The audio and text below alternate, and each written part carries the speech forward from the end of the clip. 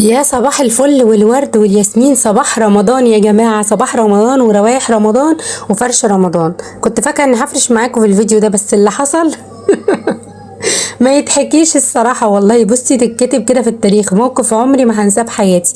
المهم خليني اصبح عليكم كده واقول لكم يا صباح التفتيح كده وتهوية البيت، والنفس الحلو يدخل البيت، والطاقة السلبية تطلع من البيت وتنط كده من الشباك وما ترجعش تاني. البيت يتهوى، يبقى ريحته حلوة، تحس كده ان الهوا بيجدد البيت من جوه، بيغسل قلبك كده. الشبابيك بقى ومسحها وتلميعها وتنظيفها ده في حتة تانية. وعلى فكرة والله مش صعب ولا حاجة ولا متعب، بس لو داومتي عليه هتحسي بفرق جدا في شقتك مهما كنت بتنضفي. لو شبابيكك والسلك بتاعك كله تراب متغطي، تيجي تمسكيه ايديكي تتبهدل والستاير بتاعتك تتبهدل، صدقيني مش هتبقي حاسة انك نضفتي اصلا. فانا مسكت الأوضة هنا زي ما انتم شايفين.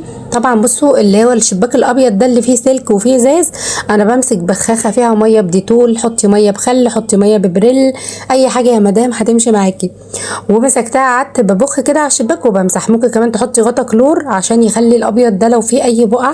الولاد عندك ملطشينه مبهدلينه، انا الحمد لله عندي لا، بس ساعات كده الولاد بيبقوا تلاقي الشبابيك صوابعهم معلمه عليها.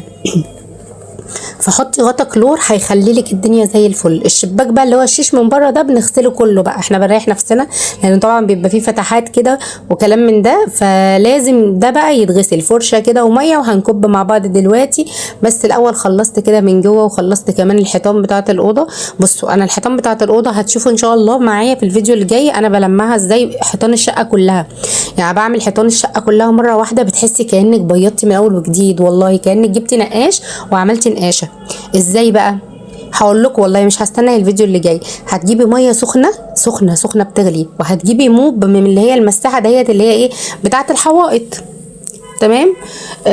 لو ما عندكيش زيها هتلاقيها في عند اي حد بتاع منظفات، هي احسن. ممكن كمان تجيبي فوطه ومساحه وتلفي الفوطه على المساحه، بس ايه يعني الطريقه دي متعبه شويه، الموب الصراحه اسهل. وهتحطي الميه السخنه وهتحطي كلور، وهتمسكي كلور بقى ايه يعني مش كتير عشان ريحه البيت ما تبقاش كلور، لكن برضو مش غطا، يعني هتحطي حبه كده ايه كويسين. وهتبداي تغطسي الموب بتاعتك في الميه السخنه، وتحاولي ان انت يعني تصفيها من الميه ما تبقاش مبلوله قوي. وهتبداي تلمعي الحيطان. لو انت سبتيها زي ما هي مبلوله، بعد ما تلمعي الحيطه هتجيبي بقى فوطه ناشفه وعليها مساحه وتمسحي الحيطان بتاعتك.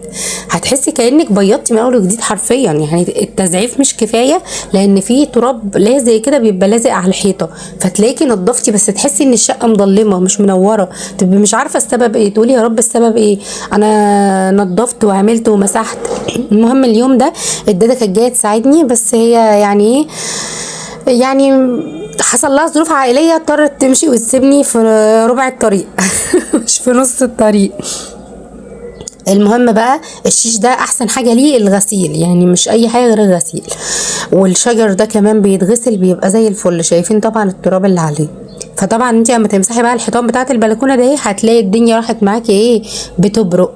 المهم بقى انا كنت شغاله معاها ايدي بايدها، كنت فاكره بقى ان انا هفرش ديكورات بقى واخلص وكده، بس جيت بقى بصور. عملت ايه؟ جبت الستاند بتاع التصوير الصغير، الكبير ما كانش راضي يدخل هنا، فالصغير حطيته على الجدار. انا دايما بعمل كده على فكره، ما هياش اول مره يعني، بس بصوا بقى ايه يعني حكمه ربنا.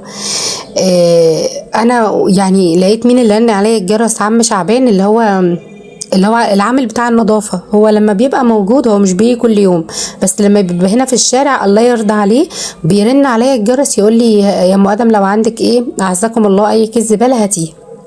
بيحط لي العربيه تحت البلكونه وانا بحدف له بنشن كده، واحدف الكيس في العربيه بتاعته عشان ما احدفوش على الارض يا عيني وينفجر هو ياخده، لا بحدفه له على طول في العربيه. فالمهم ايه اللي حصل؟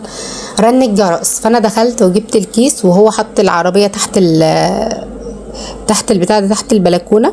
وبعدين انا يعني حدفت الكيس كده في العربيه، وهو راح كان بيجيب حاجه، يعني سايب العربيه تحت البلكونه انا احدف فيها. وحطيت لكم بقى الايه البتاع على الجدار اللي هو الستاند على الجدار، وبركب فيه عشان اصور، بركب فيه التليفون عشان اصور. ولا لكم التليفون بريم وقع في الشارع. انا قلت خلاص كده، خلاص كل شيء راح وانتهى. وبعدين ايه ببص كده تحت بقى وقع فين؟ وقع في العربيه بتاعت عم شعبان. المهم بقى، فالراجل يا عيني جه يشيل عربيه، فانا بقول له استنى استنى التليفون وقع فيها، فلقى التليفون قدام منه على الاكياس، فراح واخد التليفون وراح قايل الو امن الدوله. قلت له استنى بالله عليك يا عم شعبان هنزل لك الثبت. فعلا نزلت له الثبت، حط لي التليفون كتر خيره. بس تخيلوا يعني هو كانه جه وساب العربيه تحت البيت عشان تحمي عن التليفون. والله انا بشوفها كده، والله انا ببص لرحمه ربنا في كل حاجه. انا مش عارفه كان ممكن اعمل ايه عليه، كل حاجه حرفيا يعني. لو كان باظ وما عنديش بديل، بصوا شغلانتنا دي لازم يبقى فيها تليفون بديل، او لازم يبقى فيها تليفون للتصوير وتليفون تاني للمكالمات، ويبقى برضو فاتحه من عليه القناه عشان تضمني ان مفيش حاجه تحصل. بس ان شاء الله انا كنت عامله كده كذا مره، بس الامور ما بتردش يعني. حد من الولاد تليفونه بيبوظ، بضطر مثلا التليفون يبوظ استغنى عن واحد. المهم يعني ان انا ان شاء الله ان شاء الله مش هيبقى معايا تليفون واحد، لازم ايه اتصرف اجيب تليفون للتصوير واخلي ده للمكالمات كمان، الواتس والارقام اللي عليه. بصوا تخيلوا بقى، انتوا تخيلوا لو كان ده وقع اتدشش من البلكونه كان ايه اللي جرى، وايه نهايته كانت محتومه والله. يعني شوفوا رحمه ربنا لحد فين بيا اهو. هي دي بقى ساعه ما كان محطوط، دي ساعه ما وقع. يعني الحركه دي كانت ساعه ما وقع.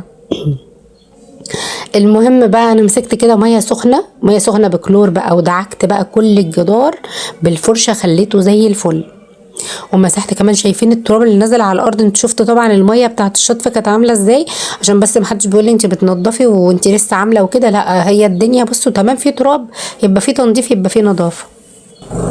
كان الحماس بقى مليار، عايزه بقى افرش بقى وافرح بالزينه بتاعت رمضان واعلق زينه في البلكونه. بس بقى ايه، زي ما قلت لكم انا يا دوبك خلصت. قلت بقى ايه، قلت لها حتى قلت هي هتشتغل في الصاله وانا هعمل الغدا بسرعه. بس يا فرحه ما تمت، زي ما قلت لكم هي مشت وانا كملت الغدا. وقلت بقى مع نفسي بقى بالليل الصراحه لغايه الفجر بشتغل. انا خلصت دلوقتي، بس ان شاء الله انزل لكم الفيديو تشوفوا. فرشت بقى الديكورات مع نفسي، ومسحت تاني مع نفسي، ولمعت تاني مع نفسي. بس المهم هنا البلكونه، الصراحه البلكونه دي اما بتبقى نظيفه، هو اي حته بتنضفيها بتدي نظافه لبقيه البيت يعني، بجد والله. نضفت وبقت زي الفل. وحطيت فيها الترابيزه وحطيت فيها الكرسي، وقلت بقى ايه بدخل اعمل جو رمضان فيها. وكمان اعلق فيها بقى، انا علقت اللمبه اللي هي الديسكو دي اللي هي بتاعت رمضان، هعلق كمان فيها ايه نور وكده، عشان يبقى شكل بقى، شكل ومنظر وكل حاجه حلوه. بس المهم بقى شايفين النظافه عامله ازاي. دخلت بقى وزي ما قلت لكم هي ما كملتش، انا دخلت انا كنت سالقه بقى كروم، وكنت عامله خلطه بتاعه المحشي، وكنت واقفه بس على الحشوه. فانا فكرت بقى هحشي وهي بتفرش واقوم اكمل بقى والمع وكده، بس هي مشت وانا كملت بقى ايه الحشوه. دخلت هنا كنت عامله بقى حشوه محشي، وكنت سالقه الكرومبه اللي انا اشتريتها معاكم لو تفتكروا في الفيديو، ساعه ما حد قال لي الراجل بتاع الكرومب اللي ماشي مع الاغنيه اللي انت حطاها اللي هي بتاعت رمضان. المهم بقى سلقتها وقعدت كده اعمل محشي كده في روقان. وقلت لرؤية تعالي يعني نعلمك المحشي ازاي بيتلف، بس للاسف يعني فقعت مرارتي اكتر ما هي مفقوعه. انا شلتها اصلا والله. فقلت بس يعني خلاص نأجله دي لحاجه تانية. قلت لها قومي اعملي شاي. الاول قلت لها قومي اعملي قهوه، وقالت لي ايه بتشغلي مكنه القهوه ازاي، وانا كنت شايله اصلا ما كانش عندي بن غير بتاع رمضان، فلسه بقى هتطلع البن. قلت لها طب خلاص اعملي لي شاي. فدي ده كمان ما تعرفيش بيتعمل ازاي يعني، اللي هو بحاول ايه ادربها على اي حاجه. هي بتحب المطبخ وبتعمل شويه حاجات ربنا يهديها، بس الجيل بتاع الايام ده ايه مش عايز يمد ايده في الطيور خالص. يا سلام لو قلت لها وقفتها، بس لو وقفت جنبي وانا بغسل فرخه هيغمى عليها. مش عارفه بنات الايام دي عامله ازاي. مش عارفه مش عارفه. واحنا ما كناش كده ليه يعني؟ انت عارفين لو انا بغسل فراخ ولا حاجه وهي وقفت جنبي تحس ان هيغمى عليها. فالحمد لله الحمد لله. وانا بسجل معاكم دلوقتي افتكرت ان انا ممكن يجيلي DMC تاخد تاخد ارباع الفيديو، علشان انا قاعده والزاويه في وش التلفزيون. والله ده اليوتيوب بقى يعني بص ما اقولكوش. فرحت حاطه بقى ايه الورده الحلوه دي عشان ما يقدروش يعملوا لي حاجه. بس فالمهم بقى حشيت المحشي في حله الضغط. بس عايزه اقول لكم بقى ان ايه ان انا يعني مليت الحله قوي. بس المهم ان انا لما جيت اسويه يعني كان الحله شغاله كحله عاديه مش كحله بخار. ففضلت كده احاول وافتحها واقفلها واحاول تاني واشغلها تاني لحد الحمد لله ما اشتغلت وعملت المحشي. بس مش عارفه بقى هل انا ده عشان كنت ماليه الحله جامد يعني مليها قوي فما كنتش سايبه منفذ للبخار، ولا عشان مثلا الصمام مثلا ما كانش مظبوط او كان مفوت او حاجه كده. مش عارفه ايه السبب، انا مش عارفه ايه السبب. المهم ان انا عملت حله المحشي وقلت بقى ايه اقعد افرش حاجه رمضان كده وزينه رمضان وديكور رمضان على رواقه، على رواقه بقى لما كله ينام كده هص هص والدنيا تبقى حواليا رايقه، ايه اروح فرشه بقى حاجه رمضان. بصوا روايه بقى عملت لي هوت في بتاع ده كوبايه شاي بالنعناع وجابتها لي بقى وايه وقعدت جنبي كده. احلى حاجه بتقول لي بصي في المسلسل كانوا بيقلبوا الشاي بظهر المعلقه. طب انا ذنبي ايه؟